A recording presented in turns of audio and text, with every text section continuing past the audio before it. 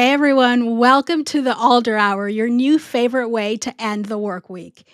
I'm gonna be seeing Matt live next week at Transform. So this week I'm not calling it the Rhona Hour, just in case he gets mad about that. This show is part of the Purple Acorn Network, and we're out here feeding squirrels all day, every day. Head over to purpleacornnetwork.com after the show if you want to learn more. And follow us on LinkedIn. We're about to hit 2,000 followers, and we want to do that before the end of March.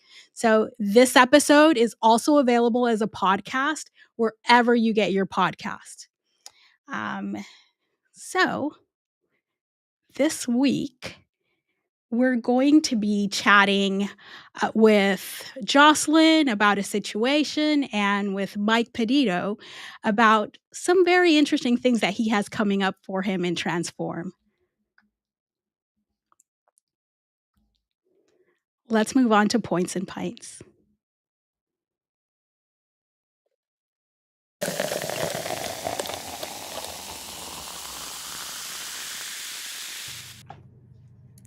Hey, Jocelyn, how are you today? Hey, Rhona, I'm doing so well. How about you? I'm doing great. And I know today I'm keeping on with my mocktail tour or tasting tour, and I'm trying the Recess Zero Proof Lime Margarita this week. I had lots of mixed reviews online, so I'm interested to see if I like it, but I love margarita, so let's see how this one goes. Very cool. While you're trying that, I will admit that I'm slacking. I'm traveling right now and just was not able to get a drink between the airport and the hotel. But I'll be better next time when we're in person live next week. Yeah, that's what I was gonna say. We'll definitely have something to drink at Transform. Yeah. So, let's move on to the articles this week. Rhona, don't leave us in suspense. Is it good? Oh, yeah. Yeah.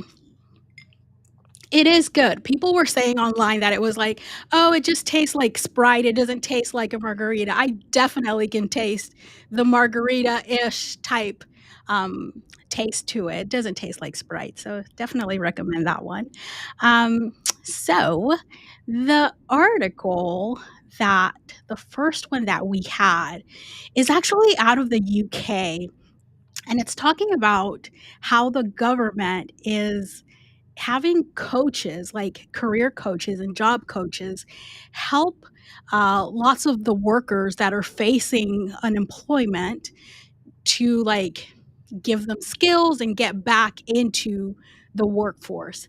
I think is it's interesting. Yeah, it's good that they're doing this to help people, but I think they're not addressing maybe the root cause of why are so many people losing their jobs as far as government and things. What do you think, Jocelyn?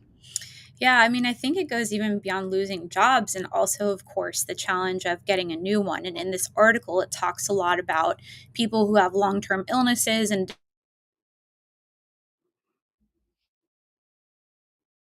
type of individuals that these work coaches could really tailor some of the work toward. You know, work coaches in general is nice, right? It's better than not doing anything at all, I suppose. If they're doing layoffs and the government's doing layoffs and they're trying to figure out how to help their employees get reemployed, those type of transition programs can be really helpful. But when we're looking at long term issues where people aren't able to get jobs for long periods of time, I do think that those work coaches would have to be a bit more tailored to what it is that they're offering to an individual. So, for example, if somebody has a long term illness and it is impacting, I don't know, their eyesight, right? And they're having a hard time looking at the computer screen. And that's really what their job would require them to do. Are these work coaches really sitting down with that individual and saying, hey, let's come up with this personalized plan for you to help you overcome the challenges that you are having so you can be successful and find long term career and long term growth as well?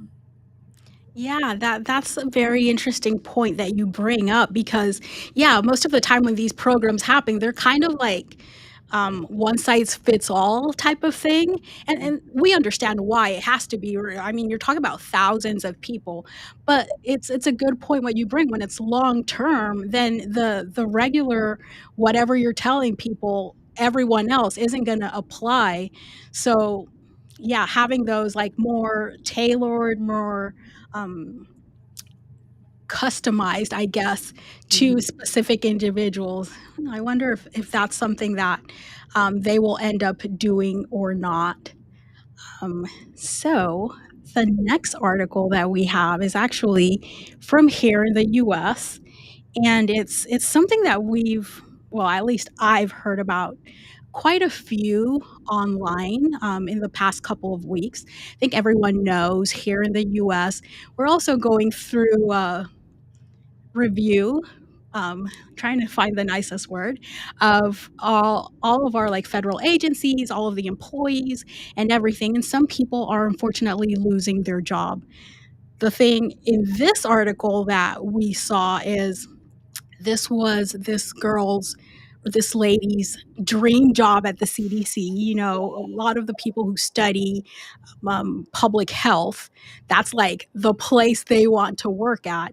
She got this job a few weeks after she was unfortunately hit by or affected by the layoffs at the CDC.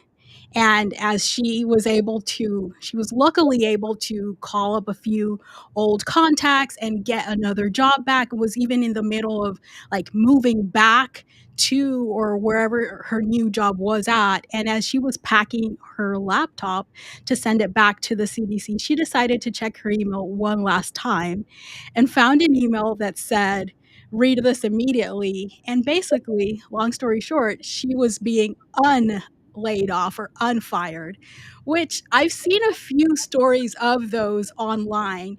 And I've I can't say I have a ton of experience with unfiring. I can say that I did work for one CEO at a startup that he embraced this concept as a HR person. It was interesting situation to be in, to have the termination conversation with someone and then a few days later not, or like undo that conversation. I had to do it twice and it's absolutely not fun. But I think the way it's being done, and at least from this article, it was saying the person's manager didn't know that they had been unfired, and it's just like a lot of, I think, chaos going on. What do you think from an HR perspective of this, Jocelyn? Yeah, when you look at it from an HR perspective, it's kind of like HR's worst nightmare, right? Because what's happened is they're doing these mass layoffs really quickly, kind of out of nowhere. And what ends up happening from a communication perspective is that you don't really have an opportunity to humanize the experience of letting somebody go. So people are just getting these like mass emails being told that they're getting fired. In her case, when she got her email, it said, "You should return to duty under your previous work schedule. We apologize for any disruption this may have caused." What like kind of message is that, you know? I mean, I would like to think that an HR person was probably not writing that and very well might not even have been involved in the communication process, because often, you know, kind of the day-to-day operators like to leave HR out of it because Yeah. HR gets in the way, you know. Um, so it's really unfortunate. You know, I think that there are, and I could be totally wrong here, but just with the way HR is structured in the government, there's probably less of an emphasis on culture than there might be with Google, for example. And so I think that because there isn't as much of an emphasis on work culture, you're generally not going to see that personalized or even just like human experience that you would get in the workplace. Yeah, and on the other side, from the employee's perspective, and it happened in this article, she had already moved on. And in my experience, even if the person hasn't moved on, the situation, that conversation usually goes, a few ways. It can be outright, no, not doing it. It can be, I'll do it for more money Mm, because, I mean, you opened yourself up for that renegotiation. mhm. Or it could be kind of like they say yes because at the end of the day, we all need money. That's why most of us work. I know that's why I work. And a layoff, you're abruptly like cut off from it and you're just thinking. So yeah, you say yes, but you never stop or you start looking for another job and those people never stay for the long term. No. So Yeah, it's and the really a problem retention issue. absolutely, right? Because there's a stability problem at play, right? CDC was her dream job. That's where she wanted to be. But, if you were her and you'd been treated the way you'd been treated over there, and then you had this stable job where friends had recommended it to you and you were able to go back home, which one are you going to choose? I mean, it is a hard choice when it's your dream job, but realistically, which one are you going to choose? So, the government is really going to have to think long and hard about their hiring and firing practices because they can't just expect that this person is going to return to duty like they were waiting unpaid for them to be called back or something. That's just not right. And so what ends up happening is you lose out on really great talent over kind of trigger fire decisions that you make. And the people left behind, and I know we've spoken about this on the show before, but the people left behind, that's also in the air. They are seeing how their coworkers were treated. Mhm. So it's just a big issue all around because the people that are there are also gonna start looking or the vibe just changes at an office. If you've ever been somewhere where there's been a layoff, you know that the vibe changes. Mhm. So it's very unfortunate that, things are being handled this way, and I think we're just gonna continue seeing more stories like this, unfortunately, at least until things stabilize a little. I agree. So, let's move on to a situation room.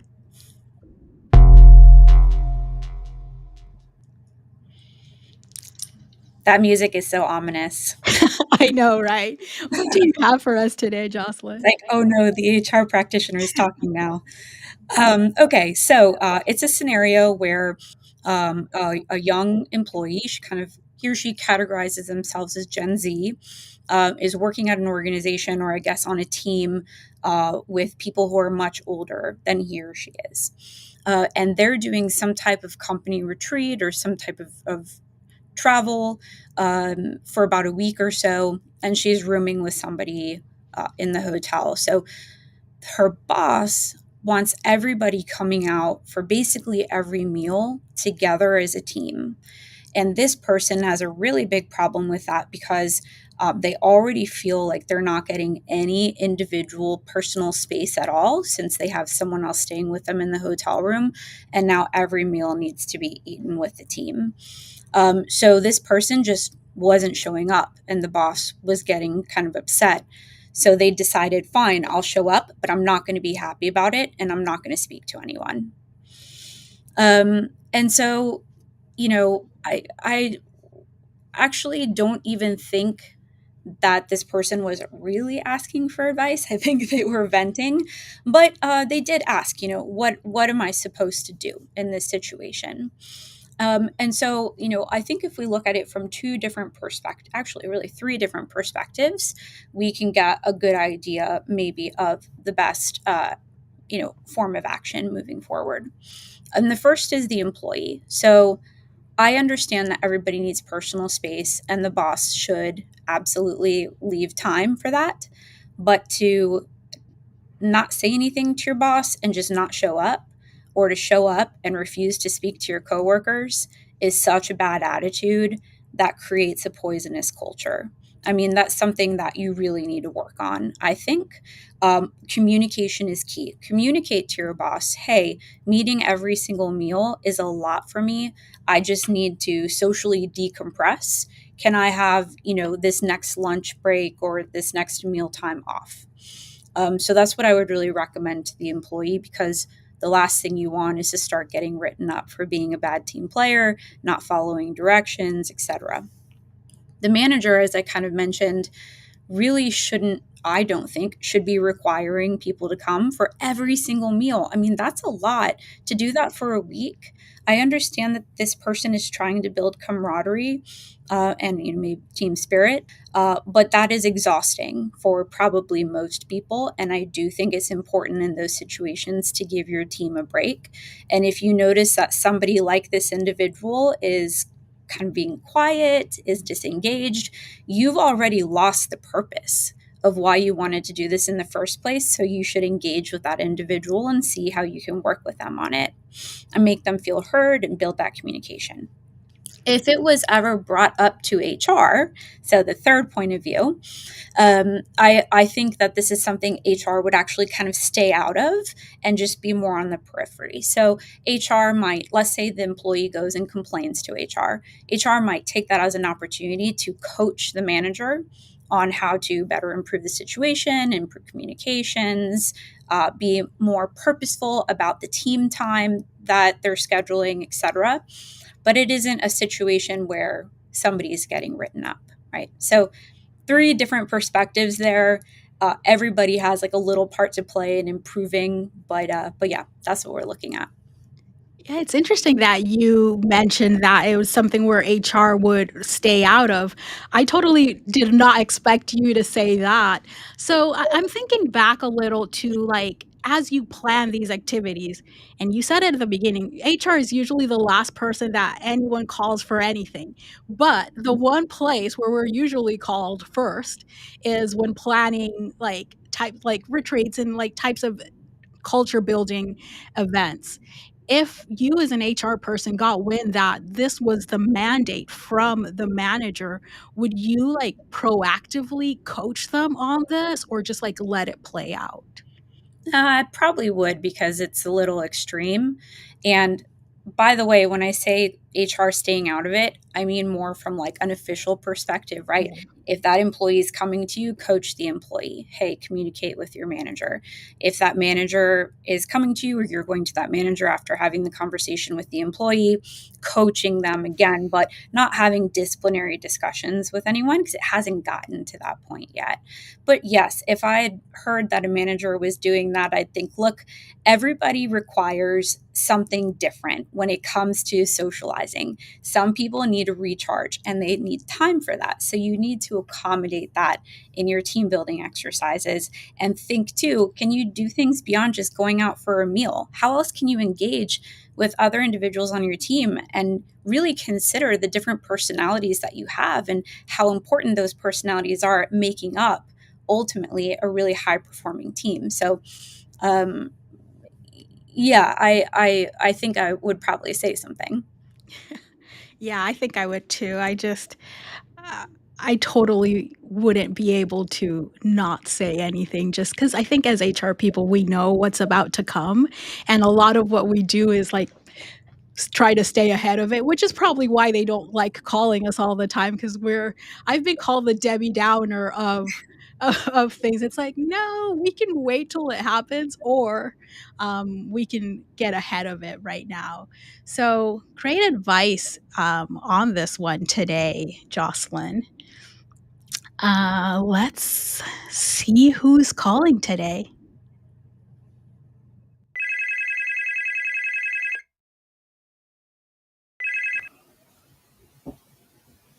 Hey, Mike, how are you? Hi, how's it going?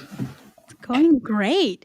So, I'm so excited to have you on today. For those that don't know you, which I would be very surprised, can you give a short intro of who you are and kind of what you do?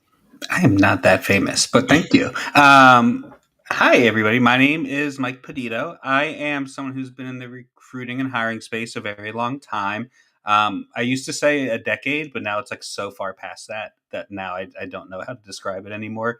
But it's been a long time. And I'm someone who started creating content on social media about better hiring processes and better job search processes and things like that to because I went through some layoffs and wanted to kind of do that for myself. And since then, it's been a journey, and I have continued to work full time and try and make hiring better while still working with a lot of people and taking on all kinds of projects. And that's me in a nutshell, I suppose. Cool. And I want to talk about a lot of kind of like touch on a lot of the things that you said. But let's start with I know you work at Teal right now. Can you tell us a bit about like how you got that job, how you got there, and what have you done? I think you've been there, I saw a little over a year now. What Hmm. cool things have you been doing at Teal this past year?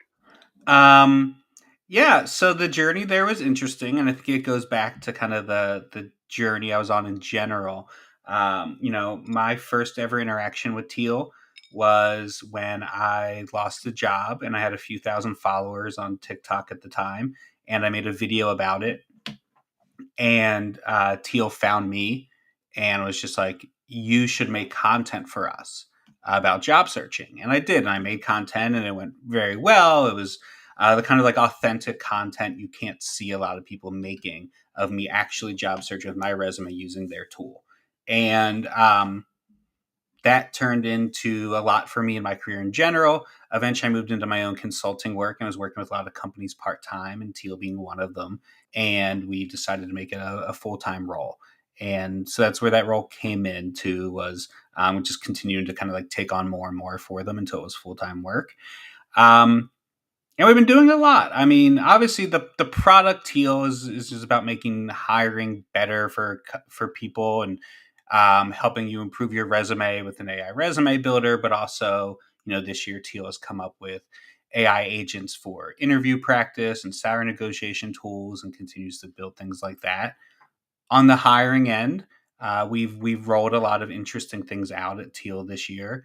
One thing Teal started doing last year, I suppose, was work trials, paid work trials as part of a hiring process where people know going in what it'll be and give us a chance to really pay you your rate and work with you for a week and give you, simulate a real work experience. And we've seen that work very well with people and sort of improve our hires and continue to revamp our interviews and questions we ask and aligning them to our values and things like that.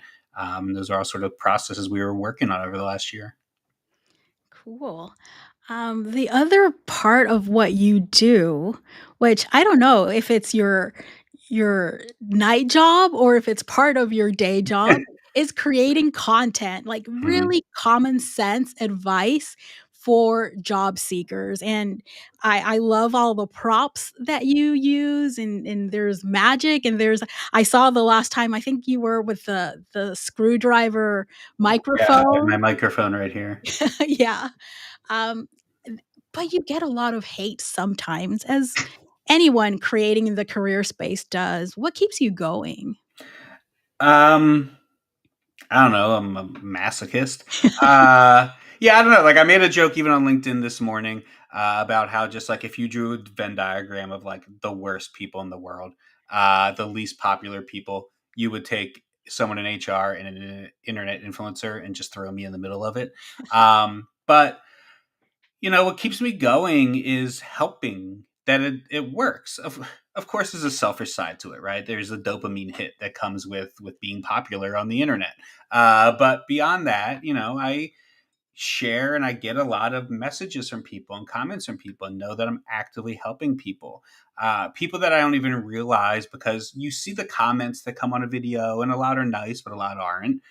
But you don't see everyone who sees it, right? If a video gets a million views and has 1,000 comments, there are a whole lot of people who watch that video that didn't comment.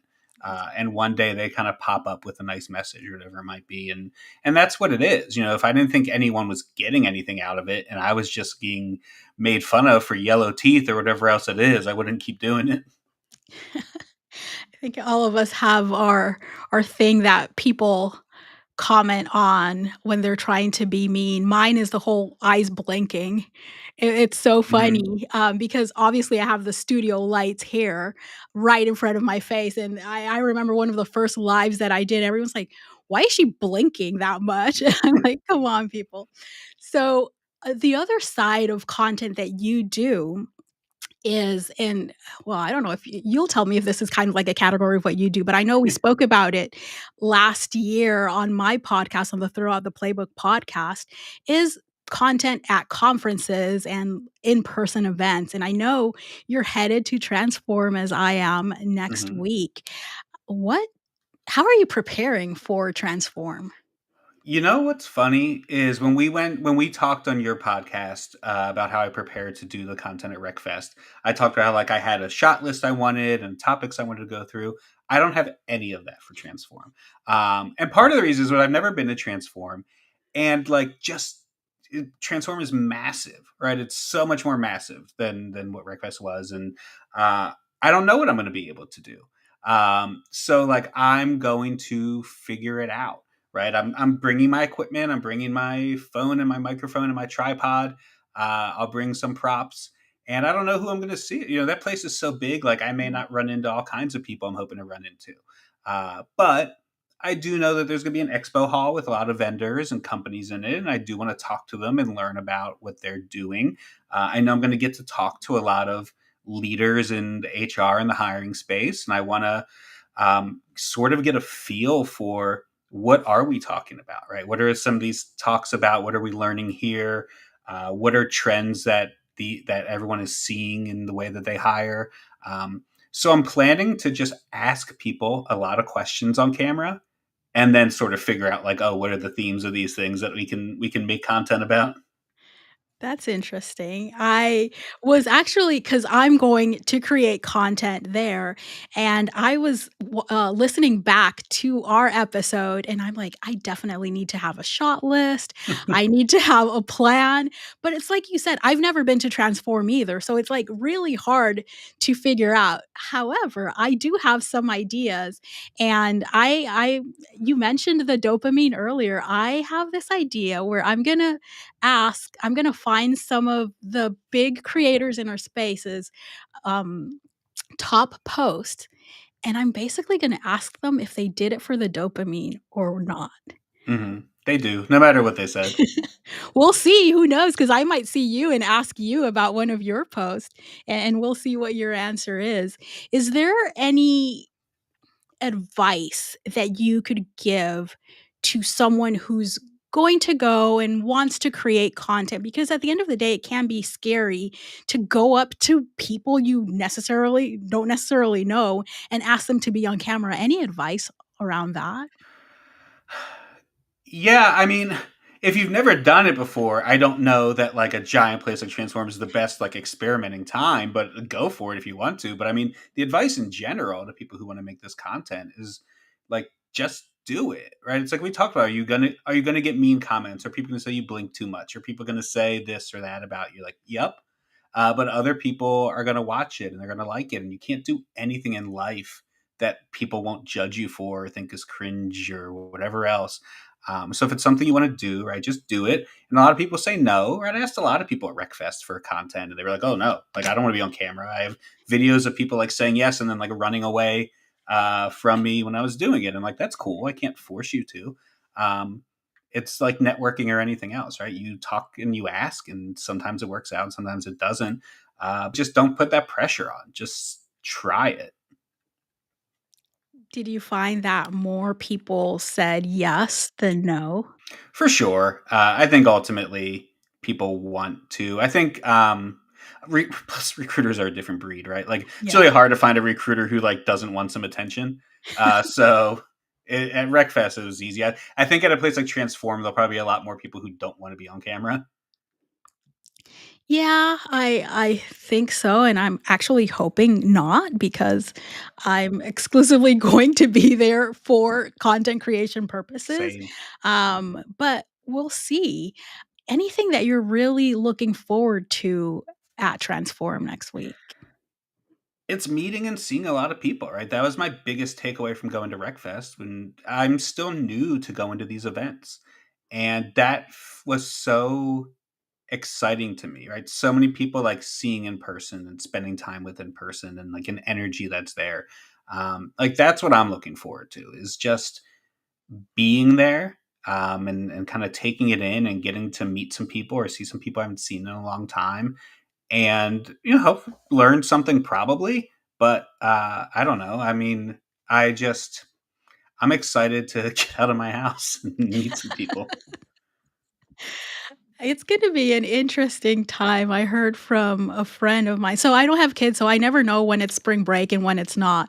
So I have a friend who lives in Vegas, and I'm like, "Hey, I'm gonna be there. Are you gonna be there?" She's like, "It's spring break. You know you're coming to Vegas on spring break." I'm like, "Oh, wow." It's gonna be an interesting time just in general, not just the conference, but just, like, being there in general. I'm pretty excited, for it.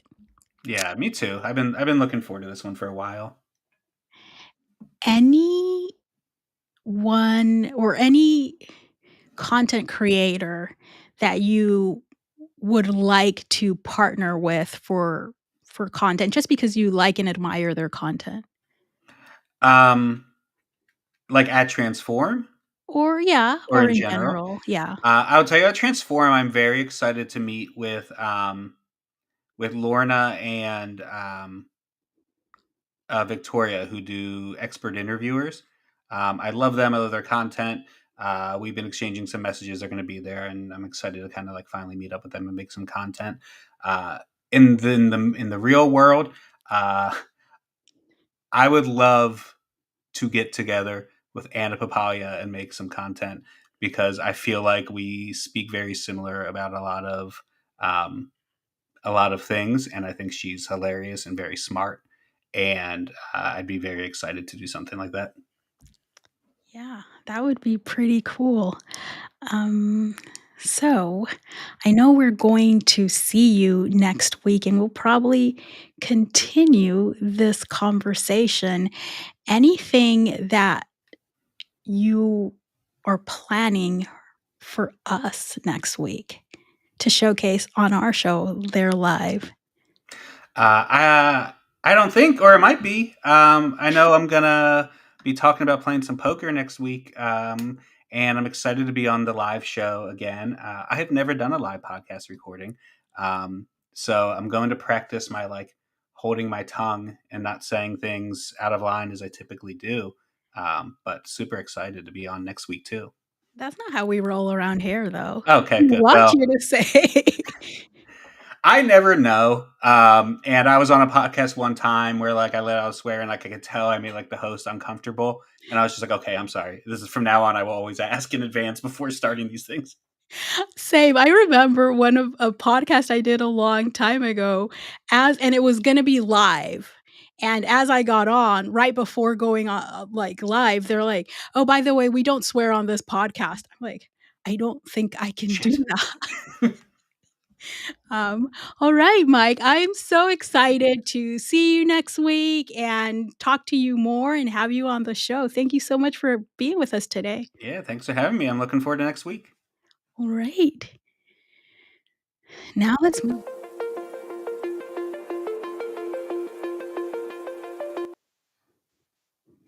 Surprise! You're back. I am. I tell you what. Thank you. I tell you what's trending daylight saving time, because basically the clocks went back in the US. Was it yesterday? Yeah. They go back in the UK next Sunday. So I arrived at my office all ready to host the show, and it was already started.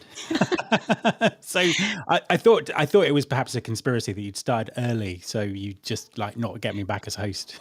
I said, "I'm not gonna call it the Rhona Hour this week because I'm about to see you next week in person, and I don't know if you really were happy about that or not, but so happy to have you back this week." No, I'm very happy, and you did an amazing job last week, and you've done an amazing job with no notice this week to fill in for me. So yeah, there we go. So yes, always check your clocks.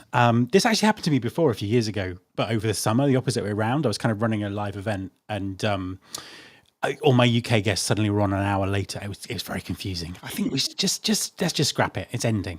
Anyway. So trending or ending? what are we talking about this week? So today we're talking about, how we're all tired and doing micro retirement. So, we've talked about burnout, we've talked about hustle culture, dying, and the push for better work life balance, and all of that. And now Gen Z has coined a term. I guess it's not new, but Gen Z likes to rebrand things and we love to run with it. And they're calling it micro retirement, which is taking extended breaks throughout your career instead of waiting until you're like 65 to start enjoying your life. For some people, it's a choice. Work 3 years, take a year off, rinse and repeat. But for many, micro retirement isn't planned, it's forced. And this is what I mean, because I'm in the it's been forced and now I embrace it. But layoffs happen, right? Companies restructure, and suddenly you find yourself in an unexpected break from work. Um, I've been laid off multiple times, and there have been times like the first time you're always like, "Oh my gosh, I need to do this," and all you're doing is like obsessively trying to find a job. And then as you become a pro at being laid off, like I don't know, I shouldn't say it that way. It's a serious situation, but as you start planning now, you go into work with a different mentality, your next job, right? Now you're saving more. Now you are more like know about negotiating your severance and setting yourself up this way. And I've used these opportunities to take mini breaks. I take anywhere from 6 to 12 months. And this was before I started my business, but I would take 6 to 12 months between a layoff and do like a micro retirement, right? But the thing is with this, and this sounds really cool, right? Okay, of course, you want to work for a few years and then take a little break and just do whatever. I called it my flailing year the last time that I did it. And it's how I came up with the business that I run now. But is it really something that is sustainable long term? Are you just setting yourself up to work forever? Because as you do this, now you're using your savings, you're probably using your retirement money at some point because, I mean, we can plan, I'm gonna take 5 months off. That doesn't mean when you decide to get a job, you're going to get a job, right? We all know how this works. So, are you actually just setting yourself up to never retire and work for the rest of your life? Because, I mean, most of us taking these breaks don't have generational wealth, and it's not just like Mm. this fun thing that we're doing. So, is micro retirement really a fix for burnout, like people are saying? Or is it just our way of making lifelong work, like accepting, look, we're not going to retire because in most countries it's just not a thing. We're going to work forever, and this is how we're going to do it. What do you think, Matt? Yeah, really interesting points. I mean, this idea dates back. In the article, it kind of mentions it. It dates back to quite an infamous book called "The 4 Hour Work Week" by Tim Ferriss. Did you read it when it came out I at did the not time? read it, but I've heard of it and read Yeah, the yeah, yeah. cliff notes. And the whole idea is that his proposition in the book was you could do 4 hours work a week, spend the rest of the time flitting around the world and learning tango and all kinds of strange things. I think the interesting thing is when he wrote the book and he took his little micro retirements, he actually was running his own business and someone was running it for him. So it was there's that aspect to it. So the concept is a great one. The concept is you work all your life until you kind of retire, and by that time you're too old to have fun or too old to do the things that you really want to do. And I think there's definitely something in that, but I just don't think it's something that kind of works in real life with real people. I think that the pressures of, as you say, savings and retirement savings and no income and all those things are are kind of real, and people don't have control over where their next job's coming from and all that sort of stuff. So it's quite hard. That said, though, if you do have an opportunity where you've got some time that you should do something like this, then you kind of definitely should. And I think that again, in Europe we get a lot more holiday than you do in the US and in other countries, and so I think there's a difference there as well, because typically in the UK you'll get 25 days paid holiday a year plus public holidays on top of that, which I think which I think makes a difference. But I think there is an underlying thing here about rethinking the social contract with workers, because back about 30, 40 years ago, you would work for your career, probably for the same company, you'd retire in your sort of early 60s, you'd have a great pension, and you'd be able to do that. And as you say, people are now not able to retire, or retiring when they're 70, or retiring when they're exhausted, or they're too sick to work anymore. So the kind of aspirations of work hard, have a career in one industry, one company, then retire, have gone. But the way society thinks hasn't kind of caught up with it. So I think there has to be something there. There has to be something that, whether that's work-life balance or working 4 days a week or whatever it is. I just think we need a new conversation about it. Yeah, I agree. I think micro retirement isn't the solution to burnout. And again, I'm not knocking it. I've done it. I actually, if you can, recommend it, because there's so much about like the freshness and the peace that you get when you've taken a break between jobs, especially for someone like me. And I know there's lots of people like me who like work, and like really invest and try to do their best for the company that they're at. Just taking that break before going in and doing that all over again, there's benefits, but there's definitely, like you said, society hasn't, just because everyone's calling it micro retirement. I want to know what the millennial parents are telling the Gen Zers, but I know my boomer parents, it's a lot of like, and just family, it's like, when are you getting a job? What are you doing? It's that stress that maybe you're like fine with it, but everyone's asking you and everyone's seeing you as like this unemployed person who's having the time of their life, and not necessarily. So there's definitely pluses to it, but I don't think that it's the solution to burnout. Now, Mm. are we going to continue seeing people do this? 100%. I think it's going to continue to trend, but I think we shouldn't think that this is the solution to burnout. It's like taking vacation when you're burnt out from work. Like, you're still going to have to go back to it. This isn't the solution.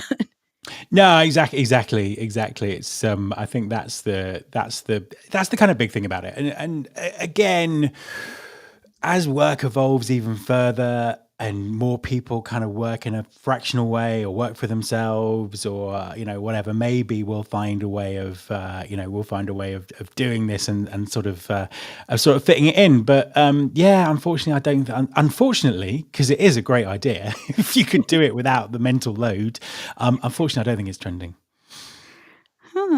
Interesting. I think this is the first time that we probably kind of like not necessarily see it a similar way. But I have a question for you, Matt. Okay. Since I think I'm still kind of taking over this show right now.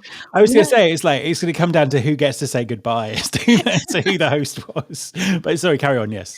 No. I know I'm so excited to see you next week at Transform. What do you have planned for Transform in general? So it's the second time I've been to Transform. So I went last year. So I've kind of got an idea about what to expect. I am really looking forward to doing this show out there. I think it'll be a lot of fun if I turn up at the right time, which I'm hoping, as I'm in the same country, I'll manage to do. I had no idea it was spring break in Vegas, so I'm not quite sure if I'm looking forward to that or not. But yeah, I'm going to be recording some content for the podcast. I'm doing audio only. I'm doing audio only stuff because we're doing obviously we're doing this on video. So kind of the way that I kind of like to work at conferences is I like to do little compilation episodes where I have, some of my podcasts will typically run 20 minutes, 30 minutes, and I like having interviews with people for sort of 5 or 10 minutes and putting that together in a bit of a compilation, just to give the audience a feel for the show. And it can be, we've done it around things like, what have people learned from the show? What's the vibe?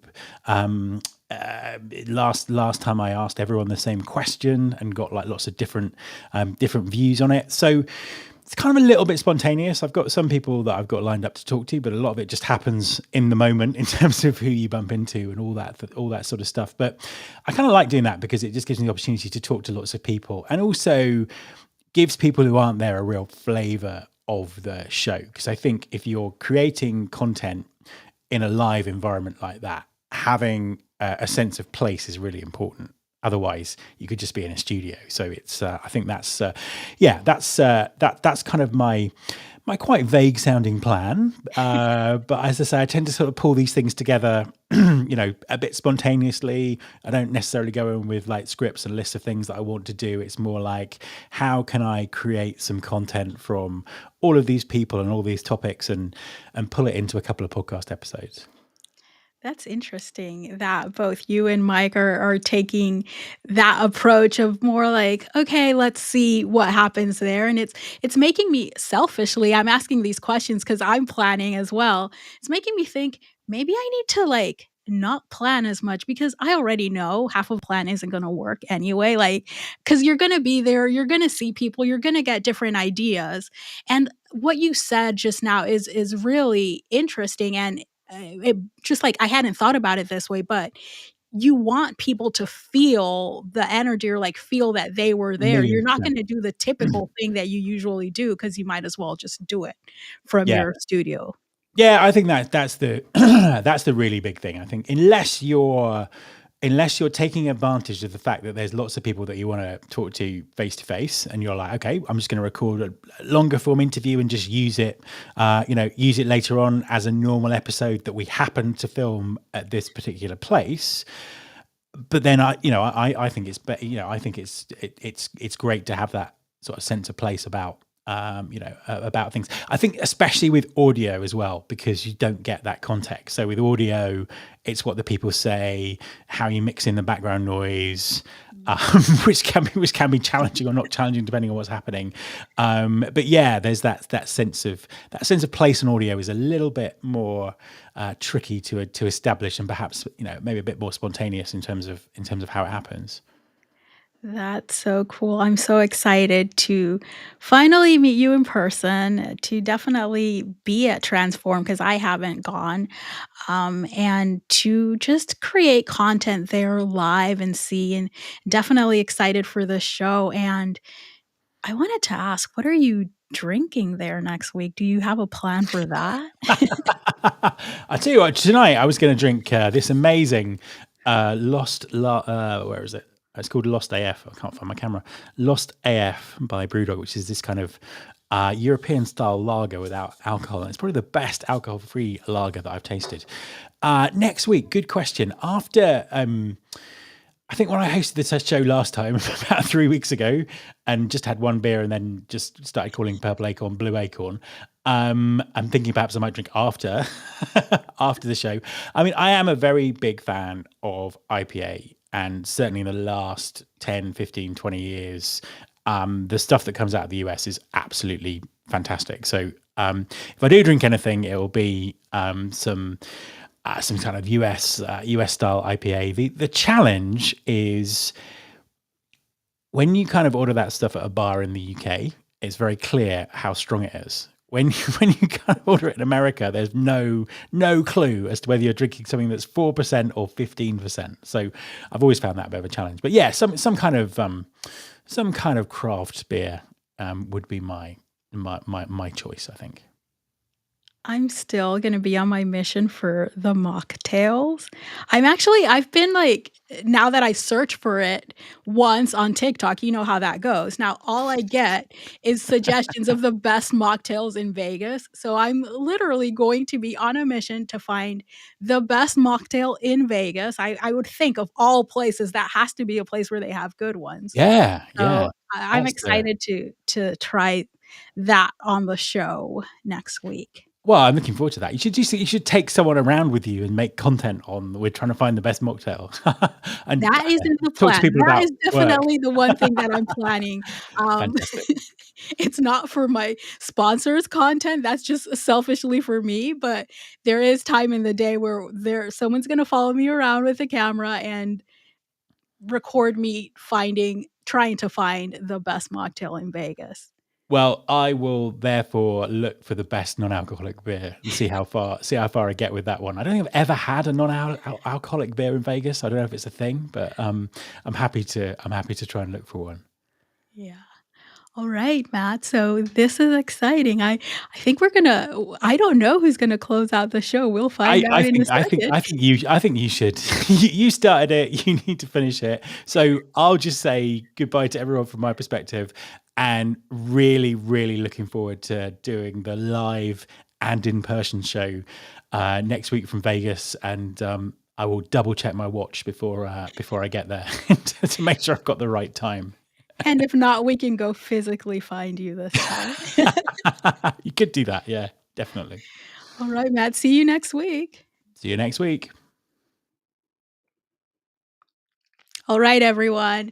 Thank you so much for joining us today. Matt will be back next week, and if he's not, we will go find him. We have a ton of great shows in the Purple Acorn Network. We have the HR Morning Show. We have From the Desk, My First Job. So please, to see more of our shows, go to our LinkedIn page and follow us. And if you want to see more about all things Purple Acorn, just head over to purpleacornnetwork.com. And don't forget, this show is also available in all of our shows as a podcast. Find us on Spotify or wherever you get your podcast. And see you guys next week. This is Rhona Pierce clocking out.